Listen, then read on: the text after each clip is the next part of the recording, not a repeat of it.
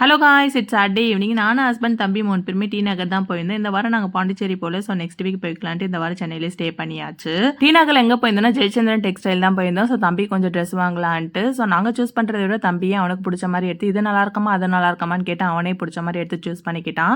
So குர்த்திஸ்லாம் பார்த்தீங்கன்னா 150 rupees offer போட்டிருந்தாங்க. Kurta செட்லாம் 350 rupees offer போட்டிருந்தாங்க. ஸோ ஆஃபர் போட்டால் நான் சும்மா விட்டுருவானா, நான் கொஞ்சம் ட்ரெஸ் வாங்கிட்டு வந்துட்டேன். நெக்ஸ்ட் வீடியோவில் என்ன ட்ரெஸ் வாங்கினேன்னு காட்டுறேன். ஸோ இவ்வளோ சீப் அண்ட் பெஸ்ட்டாக இருக்கும்னு நான் எதிர்பார்க்கவே இல்லை. ட்ரெஸ் எடுக்க போனாலும் நமக்கு டைம் போதே தெரியாது. ஸோ தம்பிக்கு வந்து சங்கீதாஸ்ல 2 இட்லி வாங்கி பாண்டி பசார் ரோட்லேயே உட்காந்து கூட்டி விட்டாச்சு. ஹஸ்பண்டோட கொலீக்ஸ் ஃபுட் ஸ்ட்ரீட்ல ஹோட்டல் ஒன்று ஓப்பன் பண்ணிட்டாங்க. ஸோ எங்களையும் இன்வைட் பண்ணி டேஸ்ட் பார்க்க சொல்லி கூட்டிருந்தாங்க. ஸோ நாங்களும் ஒரு சில ஃபுட்டெல்லாம் ஆர்டர் பண்ணியிருந்தோம்.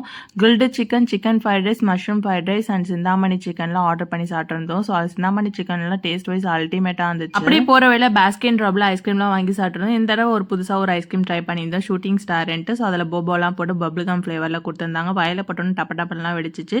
ஸோ வீட்டுக்கு வரைய மணி ஒரு 1:30 ஆயிடுச்சு. நெக்ஸ்ட் வீடியோ பார்க்கலாம். Bye bye.